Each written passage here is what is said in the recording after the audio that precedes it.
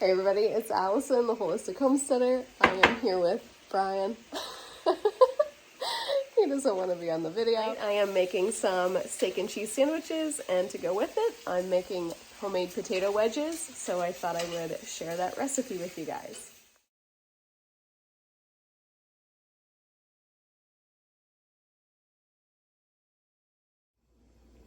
So the first thing that I do is I take a head of garlic, and I use about half a head of garlic per cookie sheet.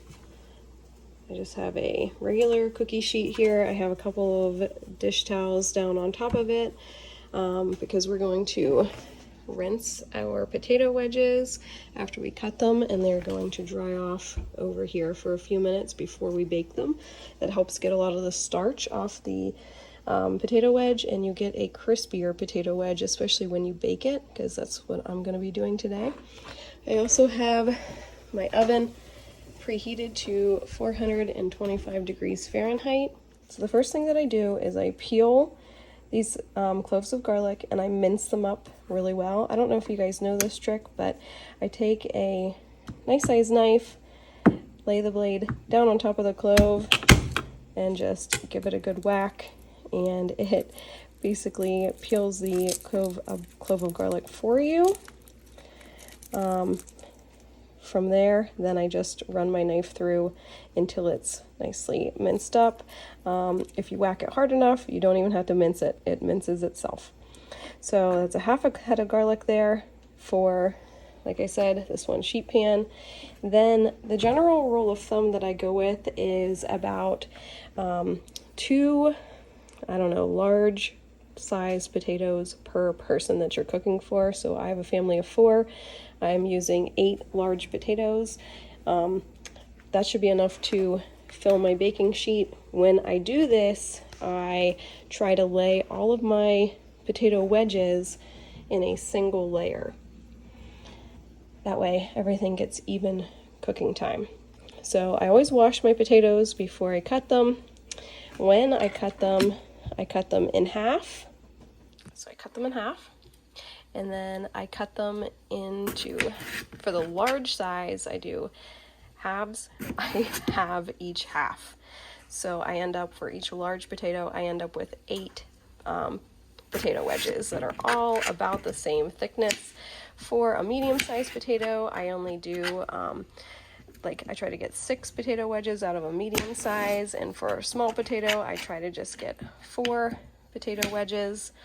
The goal is to cut everything so it has about the same thickness. Once they're cut up, and this is another thing I always check for too, is any kind of bad spot. These potatoes are a little bit older, so I have been finding some not so good areas in these. So always check your potatoes for bad spots. Once I have them cut, they're going to go in some cool water, and I'm just going to rinse them off really well until I'm ready to dry them all. Alright, so I got all my potatoes chopped. I rinsed them really well. I drained the water off, and now I'm just going to dump these out on my cookie sheet, and I'm just going to dry them really well.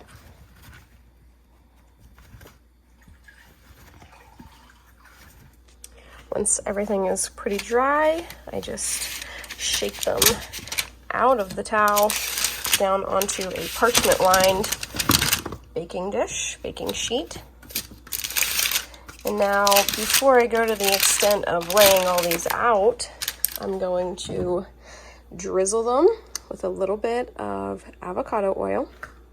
Then we're going to do a generous amount of salt and pepper, probably about a quarter teaspoon of pepper, and then maybe about a teaspoon of salt. I use finely ground pink Himalayan salt. We're going to toss all that together with our minced up garlic, and I'm probably going to use about a tablespoon of crushed rosemary.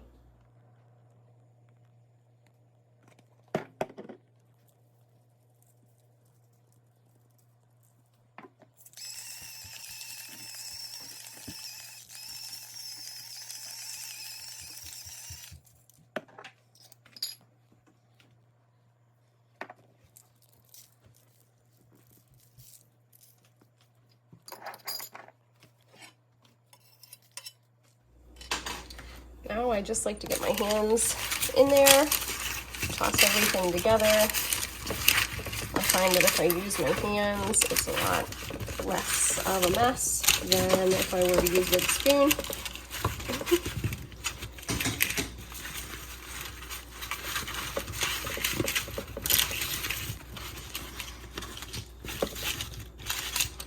Once you get everything tossed, I just kind of take a minute to arrange some of these so they're not all laying on top of each other.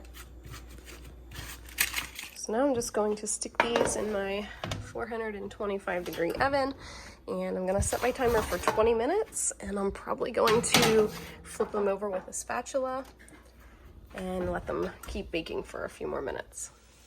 I just pulled the potato wedges out of the oven, 425 degrees. They were in there for 20 minutes. I am just going to use a metal spatula. I'm going to flip them all around, and then I'm going to stick them back in the oven. I got everybody tossed around, and they're going to go back in the oven. I am going to crank the heat up to 450 degrees Fahrenheit. I'm going to set the timer for 15 minutes. And I'm gonna check them, see how nice and brown and crispy they are. So those were in for another 15 minutes at 450 degrees, and you can see I flipped them all around with the metal spatula. They are starting to get brown, but I'm gonna put them back in for about another 10 minutes. All right, here they are. So that is a really easy side dish that uses up a lot of potatoes. So these were just about 8 big russet potatoes baked at, you could probably just do the straight 450 degrees for about 50 minutes, 25 minutes on each side. All right, everybody, I hope you have enjoyed this rosemary garlic potato wedge video. I'll see you next time. Bye.